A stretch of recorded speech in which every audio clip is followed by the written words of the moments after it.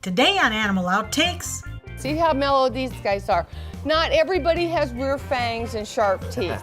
We're doing some reptile research and finding out why snakes, turtles, and dragons are so wildly popular. Reptiles are just, for me, they're prehistoric. You know, they've been around forever. It's just a very unassuming great pet, you know? Eddie and I have a meaningful relationship.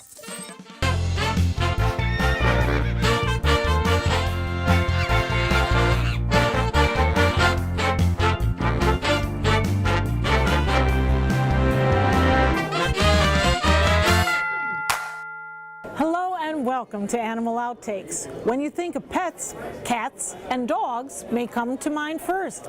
But many of the most popular animals in the country don't have any fur at all. Today, we're learning about some amazing reptiles. And there's a lot to cover, so let's get started. Oh yeah, they bring me joy. They crack me up. And they keep my sanity. Catherine Stranahan loves her lizards. And these are good starter pets. The leopard geckos, my girlfriend Cheryl, she has about 1,000 of these. And who is that little guy? This is a Chihuahua. This is a Racadillas. And they're from New Caledonia. They're sticky feet geckos, and they're very soft. These reptiles have always been a part of her life. Even as a child, I've always had reptiles because my father had asthma and allergies, so I wasn't allowed to have furry friends. And so even since a kid, I've always had the garden snakes and everything like that. And with 5 boys and a daughter of her own, she loves the convenience. Because they're so easy. They're an easy pet. They're not like a furry friend that has to have the attention. Yeah, the love.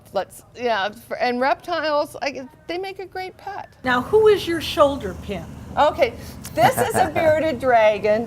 Bearded dragons are medium-sized lizards, usually growing to be between 1 and 2 feet long.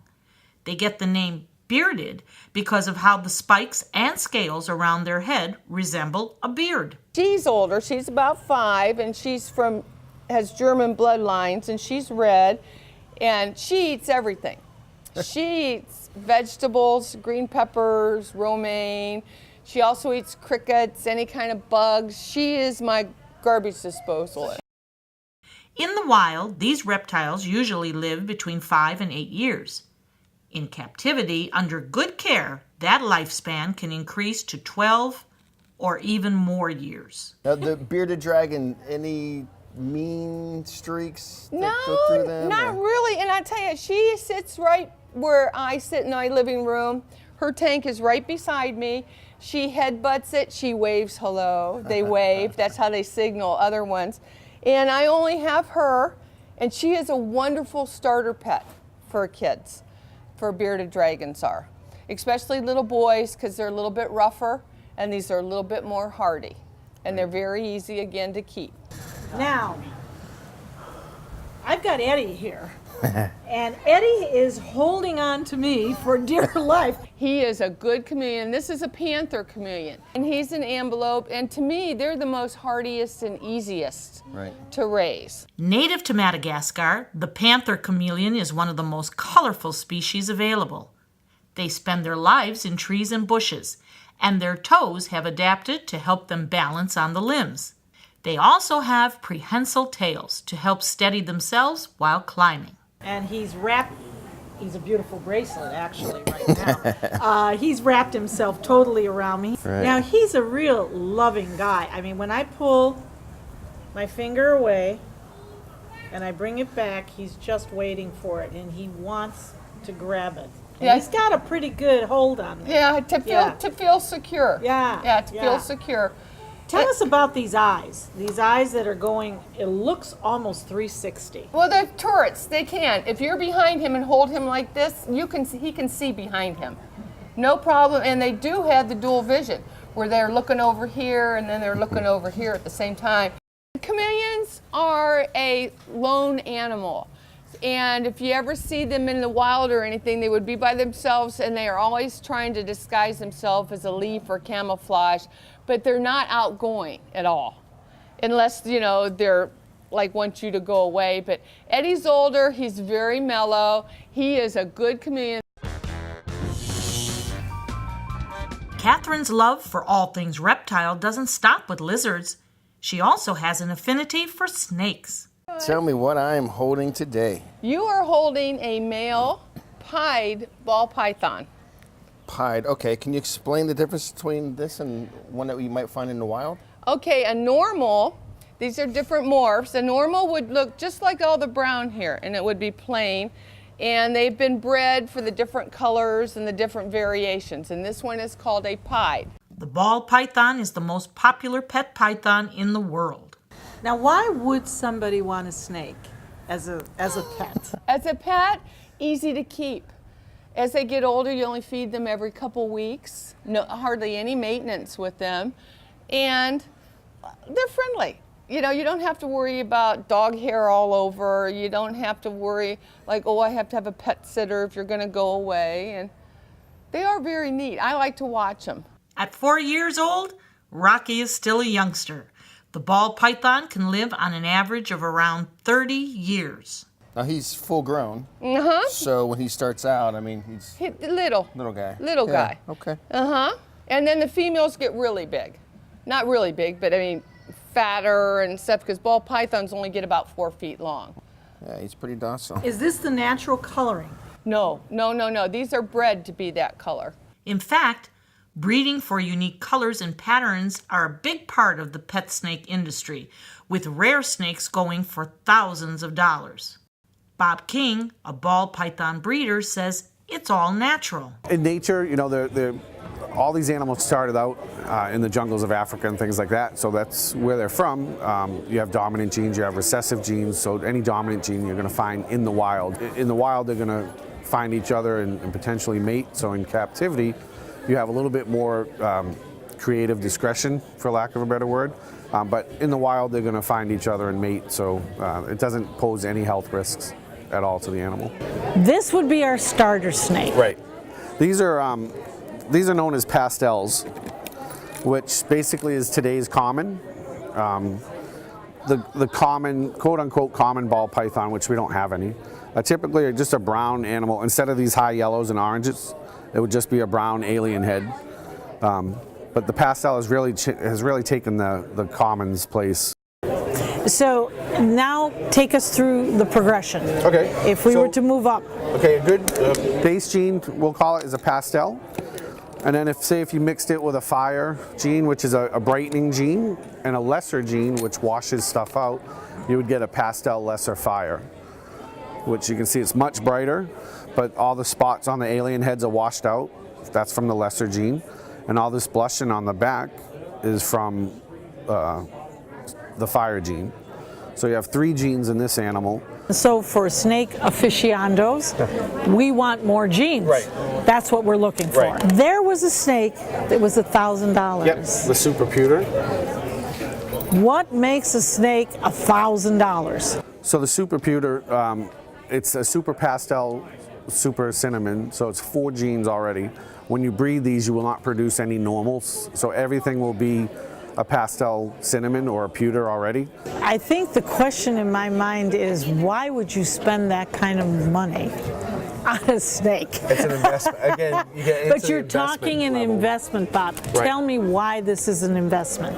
I look at the projects that we do, the return, if this animal has, or a female has 6 eggs, bred to the right male, I mean, you're looking at probably $3,000 to $5,000 an egg. Why has this become such a hobby for people? I think it's anything, you know, like cats and dogs. You have your cat enthusiasts, you have your dog enthusiasts. Reptiles are just, for me, they're prehistoric. You know, they've been around forever. It's a fascinating hobby. You can start with a normal or a pastel and create, you know, 5,000. Right now, there's about 5,000 known combinations on the market. So you just have unlimited creativity on your side. Still ahead on Animal Outtakes. And having that proper setup is going to give you the ability to care for that animal and make sure it's eaten, healthy, the whole 9 yards. What gear to get before bringing home your new pet? But first, a tiny tortoise with a big future. How long would it take for him to get to the size that you're talking? 50 to 100 years. We're talking turtles next. For thousands of years, we've been humans' best friend. You've been through a lot, and we've been right there with you. A dog is part of the family, a confidant, and a friend who always knows how to get into your heart. So what happens to our beloved companions when we can no longer care for them? This is why we've created Dante's Den, an innovative, state-of-the-art facility that will provide care for up to 100 dogs. Dante's Den is a community for joyful dogs. Millions of Americans face uncertainty when planning for the future of beloved pets who may well outlive them. Dante's Den is a charitable organization, so in whatever capacity you can, please lend your support so that we may continue this most wonderful work. Dante and I would like to thank you for watching and for also opening up your hearts to our wonderful community of joyful dogs. Learn about the many ways you could become involved by visiting dantesden.org. Hi, I'm Marsha Panuce, founder of the Dante's Den Foundation. And I'm Ron Dixon, the Executive Director out at the Dens. Dante's Den has come a long way since its inception to where we are now. We've helped hundreds of dogs since we've opened, but now we need your help. We sure do, Marsha. Dante's Den needs great volunteers to help us feed, walk, and play with all of our furry friends. So come on out and enjoy our 50 acres of beautiful countryside where you can also feed miniature Holstein cows. And their babies. And Hee-Haw. The donkey. And Buttercup. A beautiful miniature horse. If you would like to be a part of our joyful community of dogs, please visit dantesden.org. Or call us toll free at 844-DANTES-DEN. That's 844-366-8336. Come on out today and see what makes us so special. For me, it started with one hit of sardines. Oh, sardines. That's where I learned to beg. It was easy to score free fish. I mean, hey, with this dolphin smile, yeah, it's illegal, but no one cares. I had a monkey on my back, man. I was jonesing for people food, hanging out under boats, dodging props and hooks, and doing dangerous stuff that I'm ashamed to admit. Look, I know that I can kick this if people would just stop feeding me.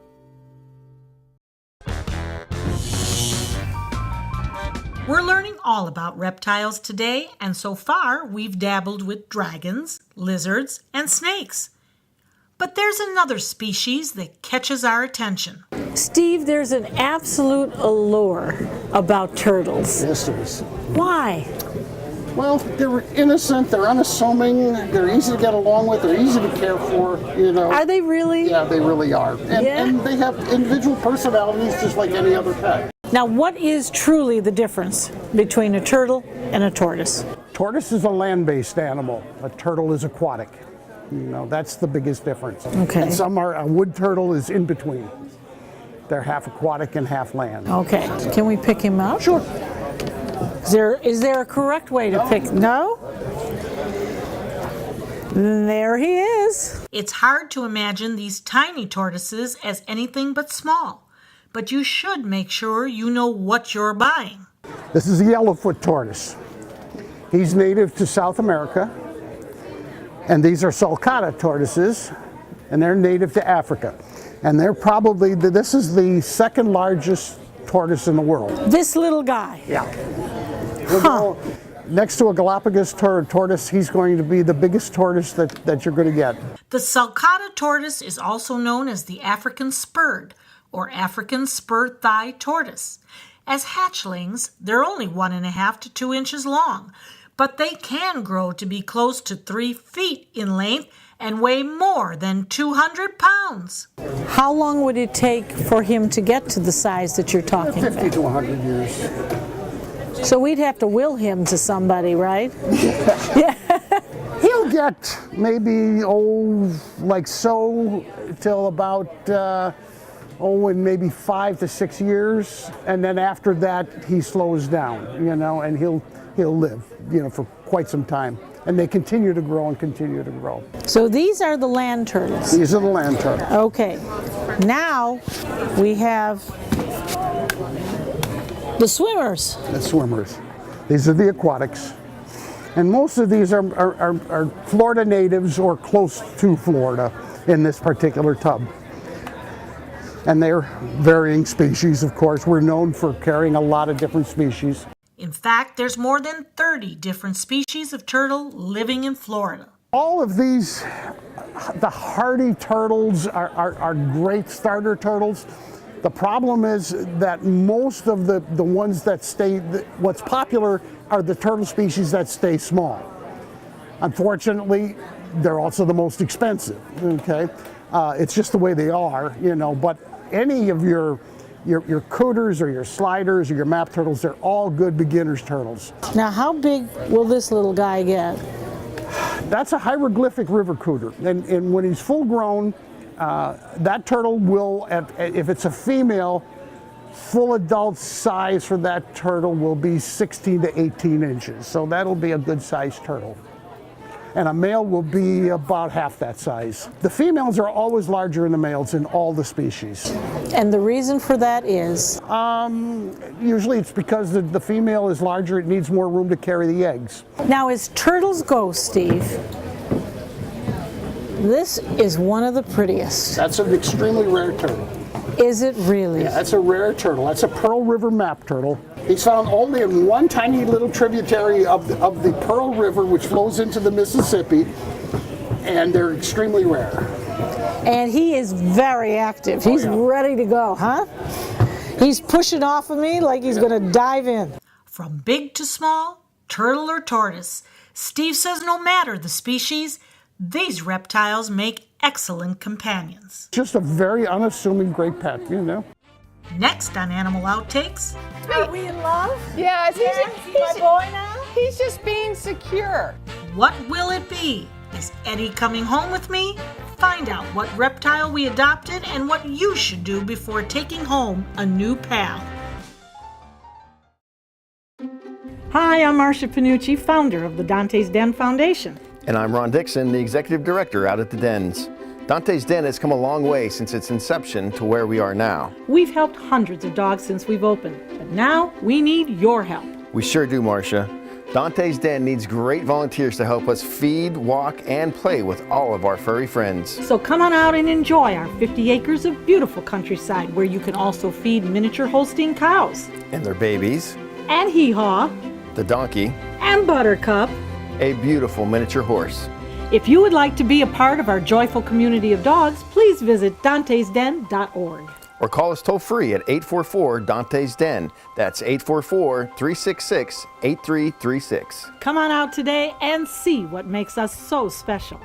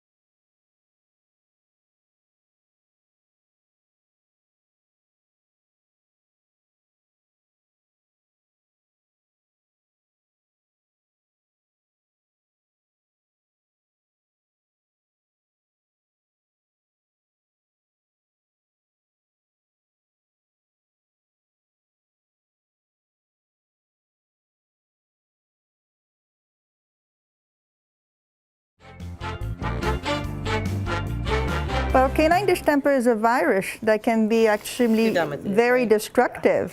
And this virus is usually affecting animals that are non-vaccinated or non-immune to it. So they're usually young animals that haven't had a chance to build an immune system. And we can go ahead and take her in the OR. Super. And what happens with these dogs is the virus will go ahead and hit their immune system, and it will go ahead and climb into their brain. So it starts usually respiratory with a cough, sneezes, eye discharge, and eventually it'll go all the way into their brain and can cause seizures. And by that time, it can actually pretty much kill the dog. So it's a very devastating virus. Once it reaches nervous system, it's irreversible. It's not like rabies where it's going to be killing you every time, but you can be left with a lot of damage, and these dogs can suffer for a long time. So distemper is something we want to avoid because it's also, at the time that it is respiratory, it's extremely contagious. If it goes to the brain, at that point in time, it's no longer contagious, but in the respiratory form, it can pass it on to anybody within the environment of a breathing. After our reptile research, it's time to decide on a new pet. But what will it be? A tiny turtle? I was tickling him on that back leg, and now he's just kind of wrapped it around me. Yeah, So they can feel everything you're doing. They can feel the legs. They can feel what you're doing on the shell. Perhaps a charming chameleon. Eddie and I have a meaningful relationship going on here. We are just loving one another. Or maybe a sassy snake. Rocky's cool. Would you take Rocky home? Yeah, definitely. Rocky's pretty cool. In the end, we opted for a ball python. Now we just have to make sure we have the right home for our new pet. Scott, you've now convinced me I should have a snake as a pet. Just one or two. Okay, so if I'm going to do this, what do I have to get so that the snake can have a wonderful home? Well, a proper setup is going to lead you to a very longevity life of the animal, and having that proper setup is going to give you the ability to care for that animal and make sure it's eaten, healthy, the whole 9 yards. The habitats for all reptiles vary depending on what kind of animal you get, but they all need some kind of enclosure to keep them contained and safe. Well, today's technology, we have some sliding track and groove tanks. Okay. So they actually have this nice aluminum track metal in it, and it slides right into there, and when it closes, it's locked, secured, and escape-proof. So this is some really good innovations that we have in the technology world today when it comes to reptiles. So this is a true snake cage, not something that's been retrofitted from something else. That's absolutely correct. Okay. We're not using aquariums anymore and then trying to make Okay. it to a reptile Okay. enclosure. After buying our tank, it's time for the substrate, which is a fancy word for what lines the bottom of your tank. They make all different types of substrates or flooring. You can get anything from aspen to bark chips to eco earth. You can use carpet. So it's important to make sure that when you're selecting your animal, that you select the right substrate for the animal. I mean, if the animal's a tropical animal, we may need a wet substrate, something that they can burrow into. If it's a desert animal, they may need something a little more dry. So one substrate just doesn't match everything anymore. We want to get the right substrate. Now that we've got our flooring covered, it's time to decorate. One thing you should definitely have in your tank is a safe place for your reptile to hide. So they make everything from really basic wooden hides to very nice poured polymer plastics that actually look real wood-like. And you'll find that they have different textures. Some are going to be smooth, some are going to be rough. That's going to help the animal shed.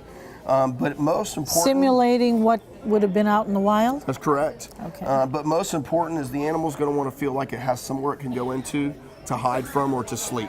Kind of like when we get tired, we go to the bedroom to go to sleep. That's our safe area. Okay. That's the same thing for our animals. Now, after we get a basic hide out of the way, we're going to need to select a water dish. Obviously, our animals are going to need to be able to bathe, soak, drink. And so we want to make sure that we pick the right size water dish for that animal. I guess there's no such thing as too big of a water dish, but we definitely don't want to go too small. This would be more for like geckos or your snakes that we're discussing today. A nice deep bowl with the animals. But they even make custom bowls for tortoises because tortoises can't go into this bowl, they can't get out. They can't get in or can't get out. We have ramp bowls here. If you have very small animals, it makes it easy for them to get in and get out. Okay. So the industry overall is moving their products based on certain water bowls for certain animals. Finally, since reptiles are cold-blooded, most of them need heat to help them digest their food. There are several different kinds of reptile lamps and bulbs on the market, so be sure to know what is right for your new pet. So now I've bought the snake, and let's say I've spent $50 for the snake. What does all of this cost to add on to it? Well, depending on the size of the animal, you're probably going to spend anywhere from $65 to $150. Scott stresses that before buying a snake or any other reptile, make sure to do your homework. That's talking to the person that you're buying the snake from. Asking a lot of those smart questions. Like, first question is, how big does this snake get? Because we have a lot of people out there that they buy a snake and it looks cute and cuddly as a baby, but they don't realize that that's a red-tailed boa that's going to get 8 feet long. We'll be right back.